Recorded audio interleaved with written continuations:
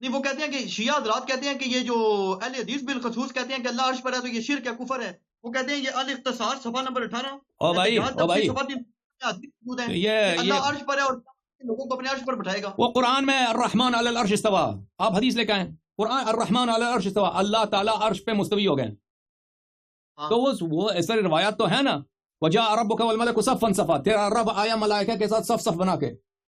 وہ تو قرآن نہیں، لیکن میں اہل تشیع اور آپ حضرات یہ نہیں کہتے کہ یہ مجسمہ ہے اور یہ جناب تعالیٰ کی ہاں کیونکہ تعویل نہیں کرتے نا، اس کا لفظی معنی لے لیتے ہیں. اللہ تعالیٰ عرش جو ہے، اللہ تعالیٰ سے کیا عرش سے کیا مراد؟ حکومت، اللہ کی حکومت، اللہ اپنی حکومت پہ مستولی ہے. احتجاج تبرسی 395 سر. اوکے، یہ کینڈی کھول لیں، احتجاج تبرسی 395 سر. احتجاج کے 2-3 مختلف نسخے ہیں میرے پاس، کون کیا چھاپ ہے اس کی، پبلشر کون ہے سر؟ لکھا ہوا یہی تھا، احتجاج تبرسی صفحہ نمبر 395، سکین البتہ لگا ہوا تھا. اور الاختصاص ہے صفحہ 18. حدیث کیا ہے بھائی؟ الاختصاص ہے الشیخ مفید کی. کیا لکھا ہے روایت میں، کیا لکھا ہے؟ میں آپ کو بتاتا ہوں. ان جابر بن یزید ان ابی جعفر فی قول اللہ تبارک و تعالی وعسى ان یبعثک ربک مقام محمودا قال یجلسہ علی العرش معه یجلسو العرش معه. العرش معه. ایک تو یہ آ گیا اور مجلسی نے غالباً اس کو صحیح کہا. دیکھیں یہ جو آپ روایت پڑھ رہے ہیں نا، یہ قرآن سے تو برتر نہیں ہے، قرآن میں موجود ہے الرحمن علی العرش استوى، ٹھیک ہے نا. ابھی یہ تو رونا رو رہے ہیں، کہتے ہیں قرآن کی آیت نہیں مانتے ہو یار. نہیں، قرآن کو تو سب مانتے ہیں، سب مسلمان مانتے ہیں. دیکھیں جن لوگوں کا مجسمہ کہتے ہیں، وہ کہتے ہیں واقعاً اللہ عرش پہ ہے، واقعاً اللہ عرش پہ ہے، اوپر جاتا ہے نیچے، وہ بیٹھا ہوا ہے عرش پہ. یہ حدیث کیا کہہ رہی ہے؟ یہ تعویل ہے. دیکھیں الرحمن علی العرش استوى یجلسہ معه علی العرش، اپنے ساتھ اس کو عرش پہ بٹھا دیتا ہے. اس کا مطلب یہ نہیں کہ اللہ خود بیٹھا ہوا ہے، اس کا ہم تعویل کریں گے. اگر یہ روایت کوئی ایسا ہے، اس کی تعویل یہ ہے کہ اللہ اپنے ملائکہ کے ساتھ اس کو بٹھائے گا. اب اللہ تعالیٰ کا جو سب سے بڑا مقام ہے، اس کو اللہ تعالیٰ اس میں اللہ تعالیٰ بیٹھنے والی چیز نہیں ہے. اللہ تعالیٰ نہ بیٹھنے سے موصوف ہوتا ہے، نہ کھڑے ہونے سے موصوف ہوتا ہے، نہ آنے سے، نہ جانے سے. اللہ جسم ہے ہی نہیں، اس میں جسمانی صفات نہیں ہے، ٹھیک ہے نا. ایسے روایات آگے جیسے قرآن کریم میں ہے ید اللہ فوق ایدیہم، اللہ کا ہاتھ ان کے اوپر ہے، ٹھیک ہے نا. یہ تو صریح ہے، اللہ کا ہاتھ ہے. جو مجسمہ وہ کیا کہیں گے؟ مجسمہ ہم سے یہی تو کہیں گے کہ آپ جو ہیں قرآن اللہ کی صفات کو نہیں مانتے، اللہ کی صفات کا آپ انکار کرتے ہیں. تو بقیہ جو اتنے مسلمان ہیں جو مجسمہ نہیں، وہ کیا کہتے ہیں؟ ان سے کہتے ہیں اس سے مراد اللہ کے ہاتھ نہیں کہ اللہ کا کوئی ہاتھ ہے اوپر رکھا ہوا اس نے. اللہ کا ہاتھ ان کے اوپر ہے، اللہ کی رحمت ان پر ہے، اللہ کی تائید ان پر ہے، اللہ کی قوت ان کے ساتھ. سمجھ میں آئی نا بات آپ کو؟ وجاء ربک والملک صفا صفا، بھلے وہ ملائکہ اپنے تیرے رب کے ساتھ صف بنا کر آتے ہیں. تو وہ اللہ کے کوئی فوج کی جو ہوتی ہے نا، صفوف ہوتے ہیں فوجی، اس طرح تو ملائکہ تو آتے ہوں گے. اللہ خود نہیں آتا، اور اللہ کا جو اولیاء آتے ہیں، اللہ تعالیٰ کی رحمت آتی ہے، اللہ تعالیٰ کی جانب سے کوئی غضب آتا ہے، وہ اللہ کی جانب سے آتا ہے. تو اس طرح روایات میں اس کی تعویل موجود ہے، ٹھیک ہے نا. مجسمہ ہم کیوں کہتے ہیں مخالفین کو؟ کیونکہ وہ تعویل نہیں کرتے. وہ کہتے ہیں جس طرح اسی لفظ لکھا ہے معنی بھی یہی ہیں، معنی بھی یہی ہیں. نہیں، جو امام مالک کا مذکور انجینئر صاحب بار بار سناتے ہیں، وہ یہی کہتے ہیں نا، وہ کہتے ہیں جی امام مالک نے کہا کہ اللہ عرش پر مستوی اپنی شان کے لائق، اس میں سوال کرنا بدعت ہے. بالکل. دیکھیں اجازت دے، شان کے مطابق اس جملے کا مفہوم کیا ہے؟ یعنی اس کے جو لائق ہے. مثلا انسان ایک خاص طرح سے بیٹھتا ہے نا، کہتے ہیں بیٹھنا وہی مطلوب ہے. اللہ کا ہاتھ جو ہے، اللہ کا ہاتھ ہے، ید اللہ فوق ایدیہم. اجازت دیں مجھے بات کرنے کی، تاکہ آپ کو اچھی طرح واضح ہو جائے. فرمایا اللہ کا ہاتھ ہے، اس کے شان کے لائق. اللہ کا مثلا اللہ کا پہلو ہے، ما فرطت فی جنب اللہ، اللہ کی پہلو ہے اللہ کے شان کے مطابق.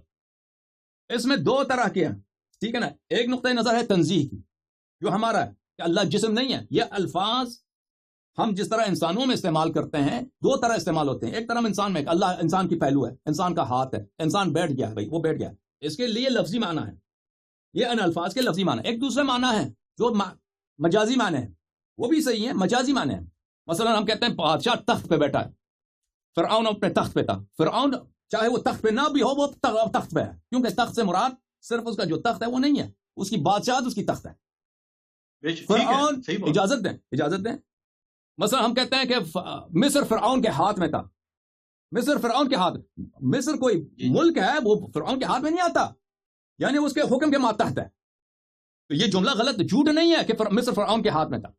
تو اس لفظ کے دو معنی ہیں، ایک مجازی اور ایک حقیقی لفظی معنی۔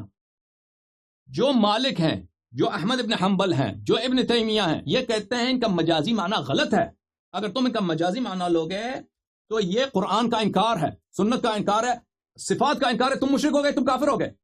تم جو ہی کہہ دو کہ ید اللہ فوق ایدیہم، اس سے مراد یہ ہے کہ اللہ کی رحمت ان پر ہے، اللہ کی تائید ان کے ساتھ ہے، اللہ ان کو دیکھ رہا ہے۔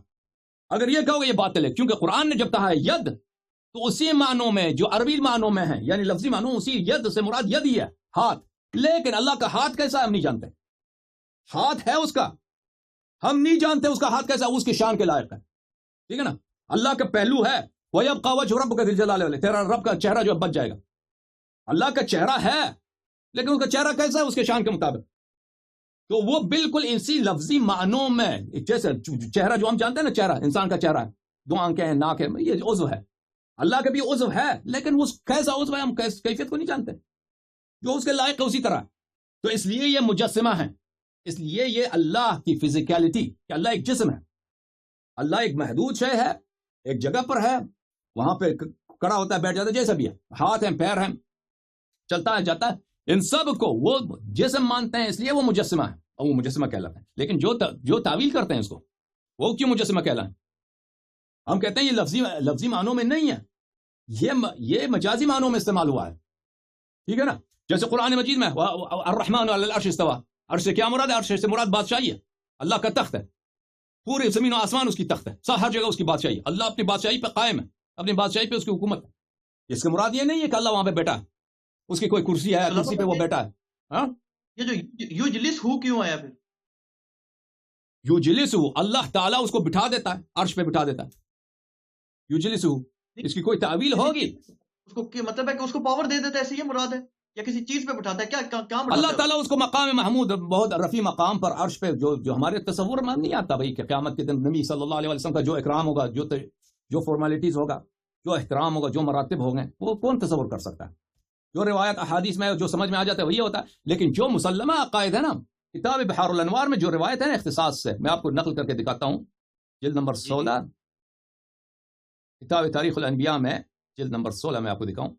یہ کتاب ہے عزیزو بحار الانوار، جلد نمبر 16، چاپ دار احیاء التراث، یہاں پہ صفحہ نمبر 378 آپ کو لے کے چلتے ہیں، 378 378 میں، ٹھیک ہے نا، بلکہ 377، یہ ہو گیا 377۔ یہ جابر بن یزید جعفی سے روایت ہے، امام باقر علیہ الصلوۃ والسلام سے، فی قول اللہ تبارک و تعالی، اللہ تعالیٰ کی عسى ان يبعثك ربك مقاما محمودا، امید ہے کہ تیرا رب تجھے، بلکہ عصا جو ہے ہماری روایات میں کہ جب یہ قرآن میں عصا ہے، امید ہے اللہ سے، وہ واجب ہوتا ہے، یعنی حتماً یہ ہوگا، اللہ تعالیٰ تجھے مقام محمود پر لے کے آئے گا۔ قال یجلسه علی العرش، اللہ اپنے حبیب صلی اللہ علیہ وسلم کو عرش پر تخت پر بٹھا دے، عرش پر مقام محمود پر بٹھا دے گا، وہاں پہ اس کو بٹھا دے گا، معہو نہیں اس میں۔